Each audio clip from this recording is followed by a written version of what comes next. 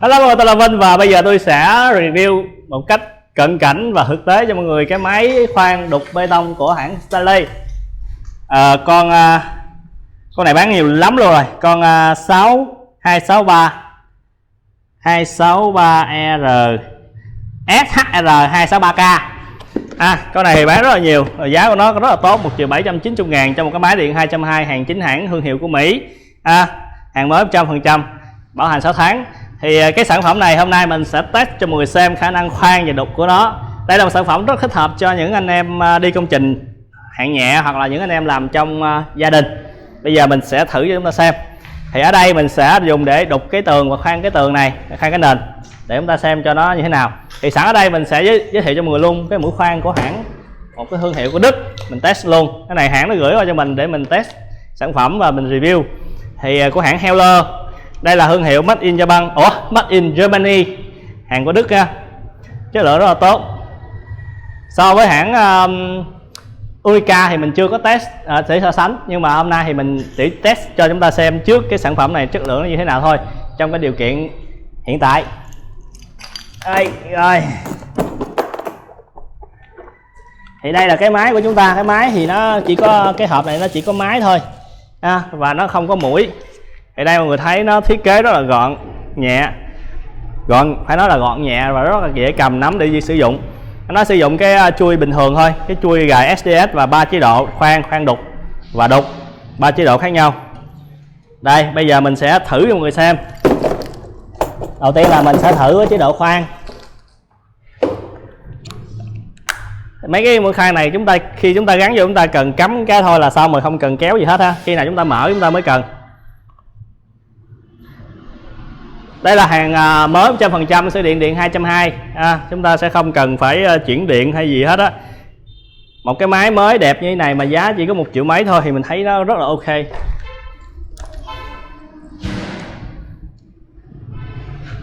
Những dòng máy 3 chế độ này thì thường thích hợp sử dụng gia đình hoặc là những cái công việc giống như hiện tại mình sẽ làm đây, chứ nghĩa là những cái việc nhẹ thôi. Còn cái việc mà chúng ta xài đục là đục nặng á thì chúng ta không nên. Còn nếu mà đục gạch này nọ thì chúng ta xài là ok.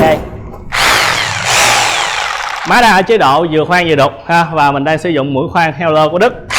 Đây mình sẽ sử dụng khoan cái nền.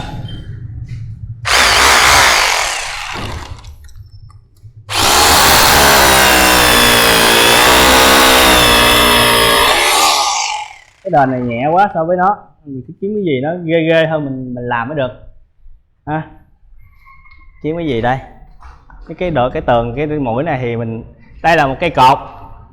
Cột này đó là cột bê tông, thì mình sẽ khoan cho mọi người xem.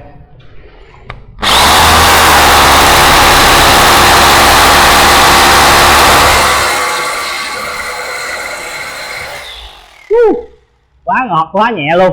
Thì những cái mũi khoan, chết cha rồi. Thì những cái mũi khoan mà của hãng này á, thì nó có dòng ba cạnh đó, thì cái dòng đó nó chơi được. Ví dụ như là đá hoặc là cái việc mà cái bê tông của mình có cốt thép á, là nó khoan được luôn, không có gì hết ha. Bây giờ mình sẽ đục cho chúng ta xem. Đây, đeo cái khẩu trang luôn, khẩu trang của ba em ha. Khẩu trang này mình có review rồi, cái kính dơ rồi, treo lên đây. Thì bây giờ mình sẽ đổi sang cái mũi là mũi đục. Đây là cái mũi đục no name, không có thương hiệu gì hết ha. Rồi thì mình sẽ chuyển qua chế độ đục. Những cái dòng này thì không phải là cái dòng máy chuyên đục, nó là chúng ta đục hạn chế thôi. Những cái công trình nhỏ như thế này, đục những cái tường như thế này thì sẽ rất là phù hợp. Còn nếu chúng ta đục mạnh quá thì nó không cần. Tại vì cái tường này nếu ta đục mạnh quá thì nó sẽ bể bậy ha.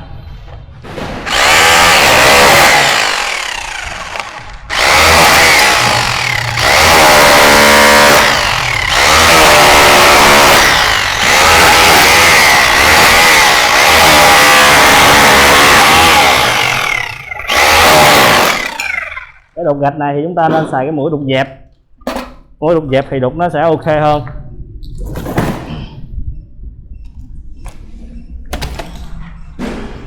Đây. Sản phẩm này đang được giá tốt nha, giá nó đang khuyến mãi á.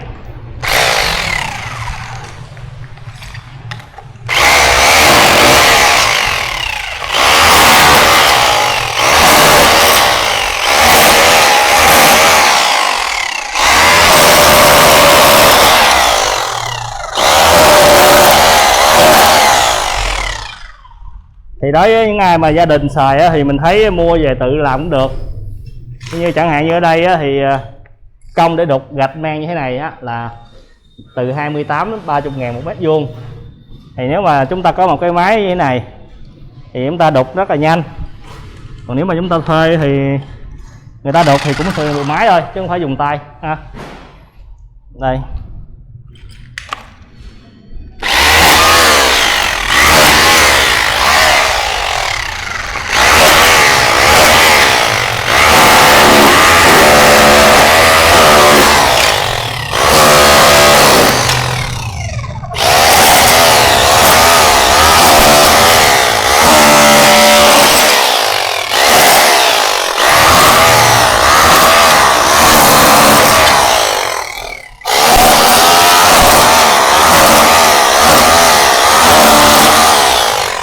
Mình thấy máy đục rất là khỏe ha.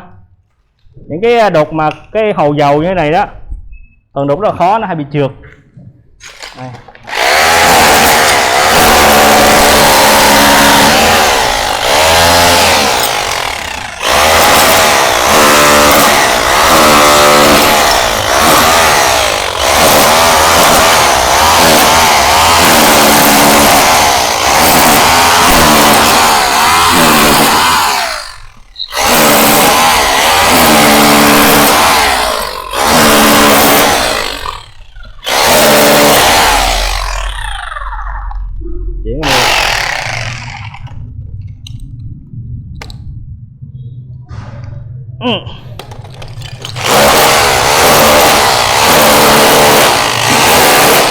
Mấy chỗ này nè rất là cứng ha.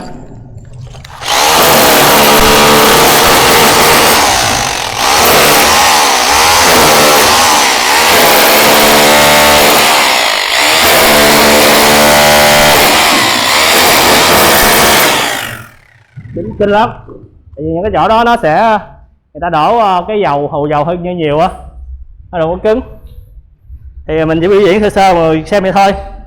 Thì cái máy này á, nãy giờ mình chạy thì cái độ nóng của nó không có nhiều. Mình cũng test qua những cái máy của Trung Quốc ở đây thì mọi người thấy là nó nóng hơn. Máy hoàn thiện tốt và đặc biệt là giá ok. Nếu mà chúng ta sử dụng gia đình thì mọi người thấy cái tường này, nếu mà chúng ta thuê thợ về làm thì tầm khoảng nếu mà họ đục cái này không á, đục luôn hồ dầu là khoảng 70 ngàn. 70 nhân cho 6 là tốn khoảng 360. Trong khi người có cái máy này thì chúng ta đục tầm khoảng 1 tiếng là xong. Và chúng ta có thêm cái máy. Thì đương nhiên không phải nói về mấy anh em không có việc làm luôn. Còn ý là việc thuê thợ bây giờ thì thấy hơi khó. Nếu chúng ta có thể tự làm được thì chúng ta mua và chúng ta làm. Còn không chúng ta thuê người ta làm chuyên nghiệp hơn. Ok, cảm ơn mọi người đã xem video này. Nếu thích thì hãy đăng ký subscribe trên kênh YouTube của mình để nhận video mới nhất. Còn nếu muốn mua hàng thì mọi người cứ lên website. Sản phẩm này là có sản phẩm sẵn là SHR263K có trên website luôn, mọi người đặt mua ở trên đó thì sẽ được nhận hàng. Ok, tôi là Vinh, xin chào tạm biệt và hẹn gặp lại. Mệt quá.